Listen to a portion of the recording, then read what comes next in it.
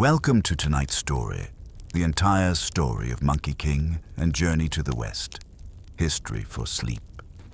Here, in the gentle quiet of Mythoria, you're invited to drift into the past, where myth and history weave together like threads of a dream. Long ago, in the stillness of mountains and rivers, a stone gave birth to a restless spirit. A monkey who would leap from laughter to rebellion, from pride to patience, and from chaos to redemption. His path stretches across heaven and earth, through caves of mystery, palaces of gods, and dusty roads that lead to wisdom. As you settle deeper into comfort, imagine the slow rhythm of his journey. A tale not of noise, but of silence slowly discovered. Tonight, you may listen not only with your ears, but with your heart, as each moment softens into rest. Now, let us begin. The entire story of Monkey King and Journey to the West. The entire story of Monkey King and Journey to the West, born from stone. Touched by heaven, you begin in silence, with a stone egg resting atop a mountain. From its stillness, the Monkey King emerges, curious and radiant, born of heaven and earth. In his first breath, the world shifts as if destiny has quietly awakened. You close your eyes and let your breath soften. Imagine a mountain, tall and mist-wrapped, its peaks touching the quiet edges of the sky. On this mountain, Huaguoshan, the mountain of flowers and fruit, time flows differently. Streams whisper across mossy stones. Blossoms fall into the river as though carried by a dream. And at the very heart of this living landscape rests something unusual, something mysterious. A stone, massive and shimmering, warmed by sun and cooled by moonlight. This stone is no ordinary stone. Legends tell that it absorbed the breath of heaven and the essence of earth for countless centuries. Winds circled it. Rain polished it. Starlight sank into its cracks. Slowly, silently, it grew heavy with life, heavy with destiny. You linger on this thought. How often do we overlook the stones beneath our feet, never wondering what quiet power they hold? One day, as dawn stretched across the mountain, that stone cracked open. From within, a strange egg appeared, and from that egg, a monkey was born. Not a monkey like those who play in trees, but one with eyes that sparkled like twin suns, and a spirit restless, curious, insatiable. The creatures of the mountain bowed, recognizing him as something more than chance.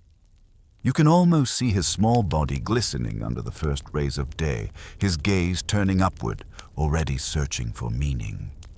The newly born monkey did not stay hidden. He ran with the rivers, swung across vines, laughed in echoes that filled the valleys.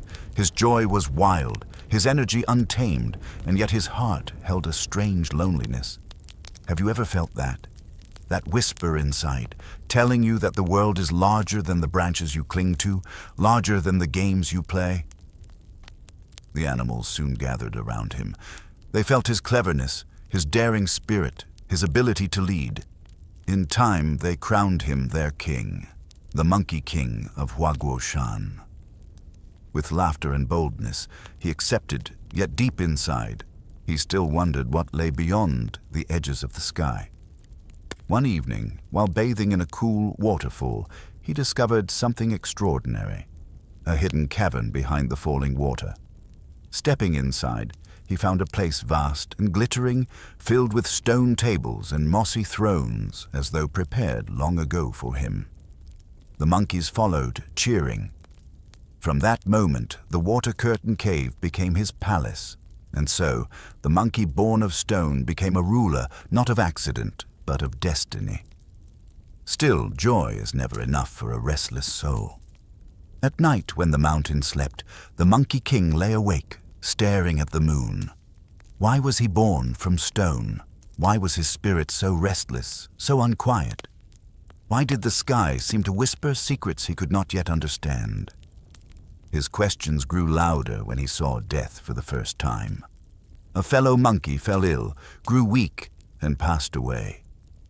The king sat in silence, shaken. The laughter of the mountain dimmed. Death, he realized, was a shadow that touched every living being. But what if there was a way to escape it? What if immortality could be found, hidden somewhere in the vast world? From that moment, the Monkey King's heart was no longer satisfied with play or power. He began to dream of distant lands, of sages who whispered secrets of eternal life. His palace no longer felt like home, but like a waiting room for something greater. And so he made a decision. He would leave Huaguoshan. He would search for teachers, for immortals, for the mysteries of heaven itself. The animals wept, but he promised to return with wisdom that would lift them all beyond fear. And as he stepped away, carrying only his courage, the mountains seemed to sigh. The wind rose around him. The world was opening, waiting, watching. Now, as you rest, you might ask yourself, what secret lies inside your own heart, waiting to be awakened, like a stone cracking open after centuries of silence? Learning the secrets of immortality, you follow him into the mountains, where he seeks wisdom from a hidden sage. Through discipline and patience, he learns the arts of transformation and immortality. The restless spirit begins to discover the weight of eternal life. You follow the Monkey King as he leaves his mountain, stepping into a world vast and unknown. The sea winds brush against his face, the forests open like endless doors, and the rivers wind forward like ribbons of destiny. He carries nothing but curiosity and determination, yet in that emptiness lies his strength. When the heart is light, the road becomes long. For years he wanders. Villages blur past him, kingdoms rise and fall beyond his notice. His mind is set on a single purpose, to find a teacher who holds the keys to immortality. Again and again, he hears whispers of sages, hidden masters of Tao, hermits who know how to bend the laws of nature, seekers who live beyond death. And so he walks, day after day, until his feet no longer ache and the horizon feels like a companion. At last, his journey leads him to a secluded mountain cloaked in mist. High upon its peak, he discovers the cave of Subodhi, an immortal sage whose name drifts like incense in ancient stories. The Monkey King bows, humbling his pride before wisdom. With patient silence, Subodhi studies him, this creature born of stone, filled with unruly fire, yet restless enough to kneel for knowledge. "You are not an ordinary being," the sage says softly. "You carry the weight of heaven and earth, but your spirit is reckless. Do you seek truth for truth's sake, or do you seek it only to escape death?" The Monkey King lowers his head. He admits his fear, the fear of decay, of endings, of vanishing into nothingness. It is a fear you too may know, the quiet knowledge that every breath carries us closer to silence. Subodhi does not reject him. Instead, he places the monkey under discipline. He sweeps the courtyard, tends the fires, listens to lessons spoken like flowing rivers. Years pass. In patience, the Monkey King learns to bow to rhythm, to surrender pride to practice. Then, slowly, the sage teaches him arts hidden from the world. He learns how to transform his body into animals, into trees, into shimmering spirits of smoke and light. He learns to travel upon clouds, to leap across mountains, to bend the air itself. Most importantly, he learns the 72 transformations, a set of powers that make him nearly untouchable. But the lesson of immortality does not come from tricks or magic alone. Subodhi speaks in riddles, that life is not conquered by force, but by balance, that the one who runs from death must also learn to live gently with it, that to chase eternity without compassion is to build a prison inside the heart. The Monkey King listens, but restlessness lingers. Power excites him more than patience. The promise of being beyond death shines brighter than the quiet reminder of humility. And so, though he learns, he also hungers. Have you ever felt that? The tension between wisdom that whispers for restraint and desire that pulls you forward like fire? One night, when the stars wheel silently above, Subodhi calls him close. "You must leave now," the master says. "I've given you what you seek, but your heart is still untamed. Use this power carefully, or it will destroy you." The Monkey King bows, though his chest swells with pride. He leaves the mountain with secrets burning inside him. He can shapeshift, he can leap upon the clouds, he can escape the grasp of death itself. For the first time, he feels truly limitless. Yet the silence of Subodhi's words lingers in his ears. Use this power carefully. The echo feels heavy, like a stone in the pocket of a traveler. For even in freedom, he is still bound by his own pride, bound by choices that will one day weigh upon him. As you listen now, you may ask yourself, what would you do with such power? Would you protect? Would you rebel? Or would you, like the Monkey King, let your restless spirit decide? And with that question, we leave him, immortal, transformed, but still uncertain. His journey is only beginning, and already the seeds of rebellion stir within his restless heart. The rebellious king of heaven. The Monkey King storms heaven itself, demanding recognition. He seizes titles, disrupts banquets, and defies celestial order. Yet, in each act of rebellion, you feel the ache of pride and the loneliness of defiance. The Monkey King leaves the mountain of his master with power glowing in his veins. He leaps upon clouds, crossing rivers and mountains in a single bound. His body can shift like mist, his spirit dances with fire. He's no longer just a creature of stone and laughter. He is something greater, something beyond the reach of ordinary life, and yet, with each triumph, his pride swells. Pride, like a restless flame, burns brightly but never quietly. Back at Huaguoshan, the monkeys cheer his return. They crown him with blossoms, they bow to his strength. But soon, joy turns to unease. Bandits threaten the mountain, spirits from the underworld claim his kin, and chaos lurks at the edges of his paradise. The Monkey King cannot bear the thought of weakness. He forges a weapon that will become legend, the Ruyi Jingu Bang, a golden-banded staff that can shrink to a needle or expand to pierce the sky. With it in hand, he defeats demons, resists death, and carves his name deeper into the fabric of the world. But victory is never enough. In his restless nights, he looks upward. If he is king of monkeys, why not king of all creatures? If he has conquered death, why not conquer heaven itself? His ambition grows like a storm. And so, he ascends. He storms the Jade Palace, the halls of the Jade Emperor, demanding recognition, demanding respect. The heavenly court, alarmed yet curious, grants him a title, Protector of Horses. They hope to tame him with honor, to chain his fire with politeness. But the Monkey King sees the trick. He laughs, his voice echoing through the celestial stables. To him, the heavens mock his power. He abandons the post in fury, returning to Huaguoshan as if to say, "No one commands me." Again and again, the court tries. They make him great sage equal to heaven, a title without weight, a crown without gold. And again he accepts, then rebels. He disrupts the heavenly banquets, drinks the sacred wine, eats the peaches of immortality meant only for the gods. Imagine the scene. Celestial music silenced by his laughter, the divine garden stripped bare by his hands, the careful order of heaven unraveled by a single restless spirit. It is almost childlike, his mischief, his rebellion, but behind it lies a deeper ache. For what does the Monkey King truly seek?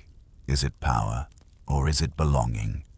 In every act of defiance, you sense the echo of loneliness, the cry of a creature who wants to be seen, who wants to be more than stone and shadow. The armies of heaven march against him, but he cannot be subdued. With his staff, he defeats generals and celestial beasts alike. With his transformations, he slips through their grasp like smoke. Even the underworld cannot bind him. He scratches his name from the book of life and death, erasing his fate with a bold stroke. Still, victory brings no peace. The more he resists, the more heaven resists him. The cycle spins endlessly, rebellion feeding order, order feeding rebellion. Have you ever felt this in your own life? That tug of war between rules that confine you and the fire inside that demands freedom? At last, the Jade Emperor turns to a higher power. The gods themselves cannot tame the Monkey King. Only the Buddha, serene and unshaken, may know the way. And so, heaven calls upon compassion to meet rebellion, silence to meet laughter, stillness to meet fire. The Monkey King, proud and fearless, accepts the challenge. He will meet the Buddha himself. He will prove that not even heaven, not even enlightenment can bind him. His eyes burn with defiance.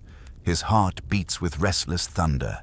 He stands upon the edge of destiny, ready to leap once more.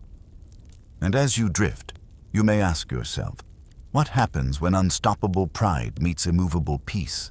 The Buddha's gentle trap. He challenges the Buddha, seeking freedom beyond rules and chains.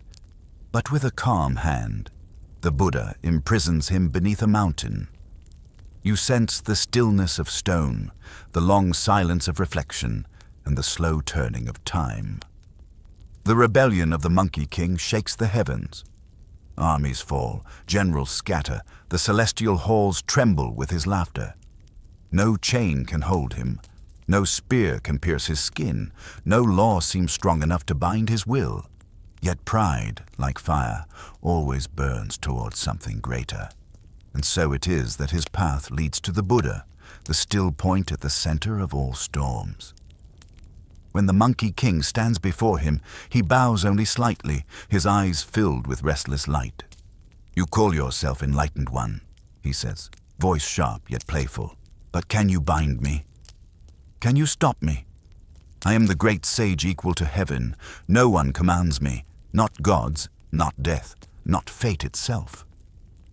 The Buddha listens in silence. His face is calm, his gaze unshaken. He does not meet rebellion with anger, but with stillness, as though the Monkey King's fire were nothing more than a candle flickering in a vast night. "Tell me," the Buddha says softly, "how far can you go?" The Monkey King grins. "Anywhere. I can leap across the world in a single bound. I can cross oceans, climb skies, step into the void beyond stars." Pride fills his voice, as though each word were a victory already won. "Then prove it," the Buddha replies. He raises his hand, palm wide and steady. "Leap beyond my hand, and freedom is yours. If you can escape, you may rule as you please. But if you cannot, you must surrender. It sounds simple. Too simple." The Monkey King laughs, a laugh that shakes the ground. He gathers his power, summons the clouds beneath his feet, and leaps. Higher and higher he flies, faster and faster, until the heavens blur and the stars scatter behind him. The wind roars, mountains vanish, the edges of the world appear before his eyes.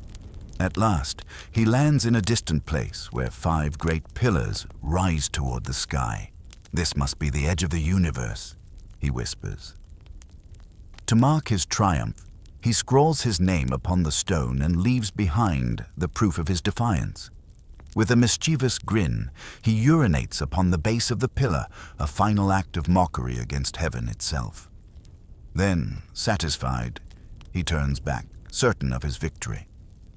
But when he returns, he sees the Buddha still seated calmly, palm open. And there, etched upon the lines of that palm, is his name. The 5 pillars he saw were not the ends of the universe, but the Buddha's fingers. All his rebellion, all his leaps, all his pride, contained within a single hand.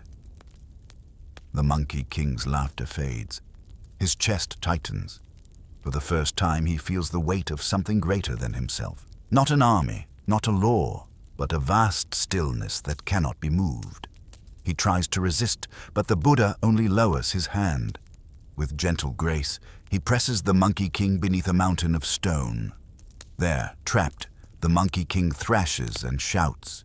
He calls upon his strength, his staff, his transformations. Yet nothing breaks the weight. Silence falls. Seasons change. The mountain does not move. Pride, once afire, flickers low, and so centuries pass. The world forgets his laughter. Empires rise and fall. Rivers carve new paths. The Monkey King remains, bound not by chains of iron, but by the softest prison of all, time. The Buddha does not punish with cruelty.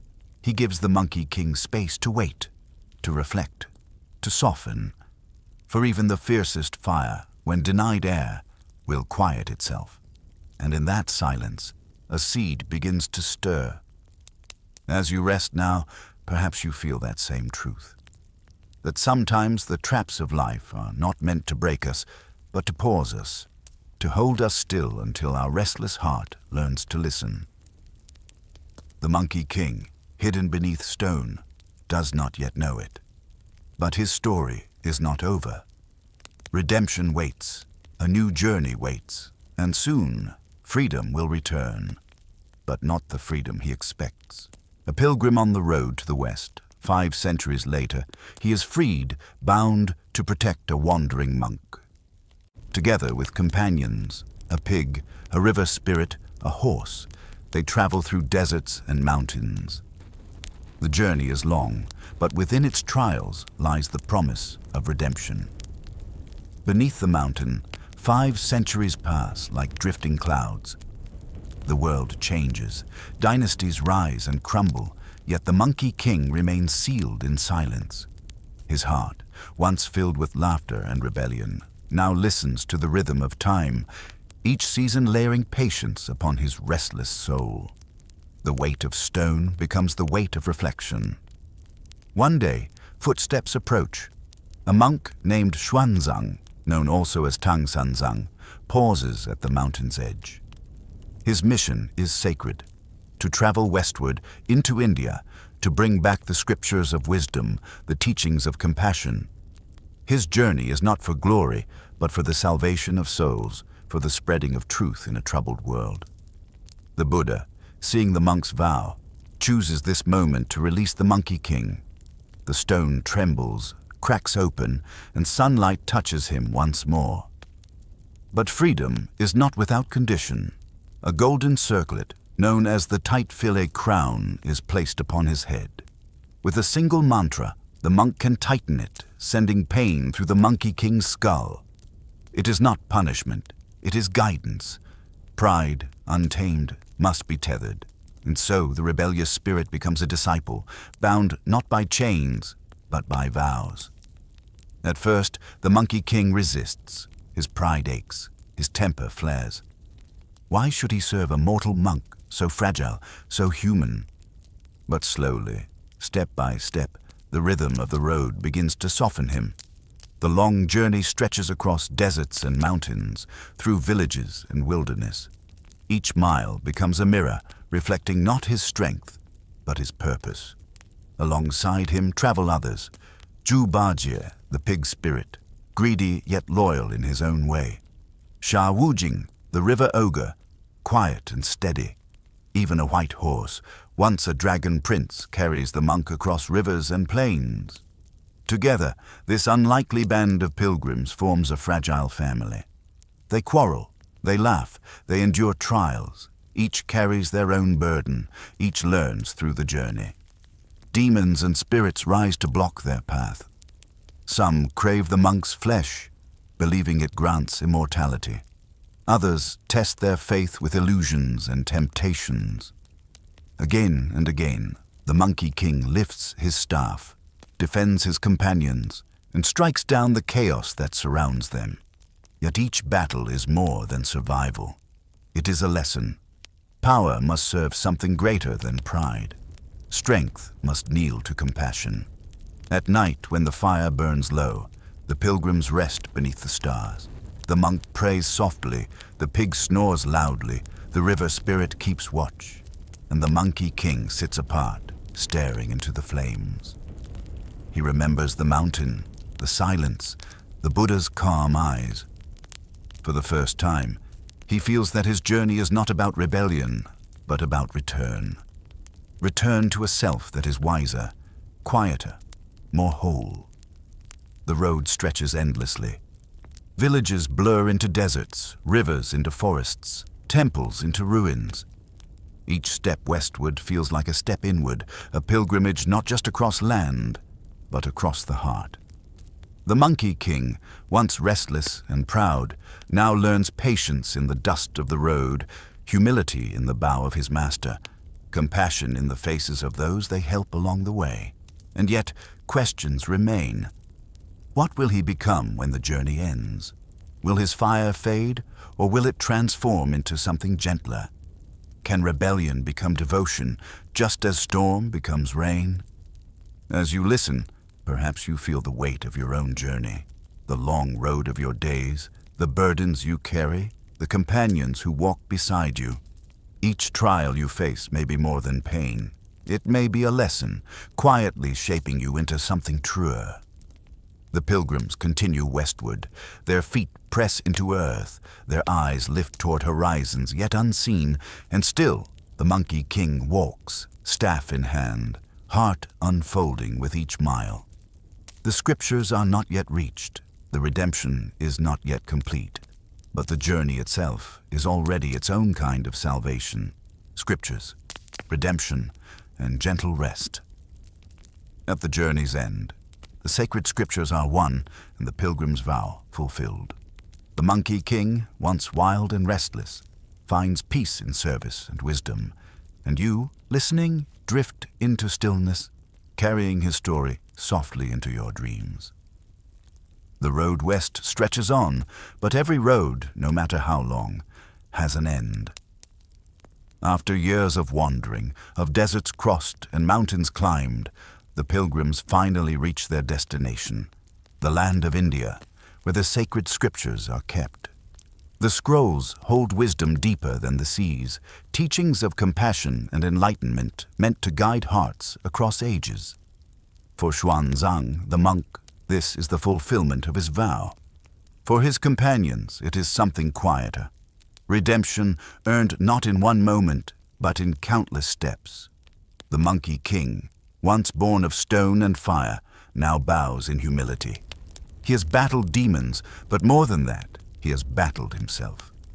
Each temptation resisted, each pride softened, each lesson endured has carved his spirit into something gentler. His laughter still echoes, but it carries warmth rather than rebellion. His staff still rests in his hand, but now it defends more than his ego. It defends truth, loyalty, and love. When the scriptures are entrusted to the pilgrims, heaven itself rejoices. The Jade Emperor smiles. The Buddha watches in silence, and the bonds of destiny tighten into completion. The journey back is slower, softer, like a sigh after a long breath. Each companion, once burdened by past mistakes, now carries a lighter heart. Baji, the pig, still hungers, still stumbles, but he has learned devotion. Wujing, the river ogre, has found steadiness in service. Even the white horse, quiet and unspoken, has fulfilled its vow. And the Monkey King, he has found what he did not know he was seeking, not titles, not power, not the endless rebellion against heaven. What he finds is belonging, a place in the order of things, a peace that does not silence his fire, but steadies it. The crown upon his head is no longer a punishment, but a reminder. Discipline has become wisdom, and wisdom has become freedom. At the end of the journey, the pilgrims ascend to heaven, honored for their devotion. The monk becomes a Buddha, luminous and serene. The companions are granted their rightful places. The Monkey King, at last, receives the title of Victorious Fighting Buddha. It is more than a name. It is a transformation. The restless trickster has become a protector. The rebel has become a sage. His fire, once chaotic, now warms the path for others. As you breathe slowly now, imagine that moment. The scrolls resting safe in the monk's hands, the Monkey King kneeling, the sky opening with quiet light. It is not the sound of battle that fills the air, but the hush of completion, the music of peace. The story does not end in grand celebration, but in a gentle stillness. The scriptures, once distant, now rest where they belong. The pilgrims, once broken, now stand whole. The Monkey King, once untamed, now rests within himself. And you, listening in the quiet of night, may feel that same invitation. To rest, to soften, to trust that your own long journey, too, leads somewhere gentle. Close your eyes and let the echoes of his story fade like mist. The mountain where he was born, the cave where he was crowned, the palace he disrupted, the stone that bound him, the road that redeemed him, all dissolve into silence. What remains is not rebellion, not fire, but calm. For every story, no matter how fierce, eventually comes to rest, and so does every heart. Tonight, let your heart follow the Monkey King into that stillness, carrying his journey not as noise, but as a lullaby. Rest now. Breathe softly. You have traveled far enough for today. And now, dear listener, the journey has reached its gentle end. The Monkey King, born from stone, once wild with fire, has walked the long road of rebellion, reflection, and redemption. His laughter has echoed across mountains and heavens, his pride has been tested beneath stone, and his spirit has softened on the dusty road to the west. As you rest here, you carry with you not the weight of his battles, but the calm of his transformation. You are reminded that even the most restless soul can find peace. Even the fiercest fire can learn to glow gently. Even the longest journey ends in stillness. So let your breath fall quiet. Let your heart settle into the silence of night. The scriptures are safe, the pilgrims are home, and the Monkey King has found his place. And you too may find yours. In dreams, in peace, in rest. Good night.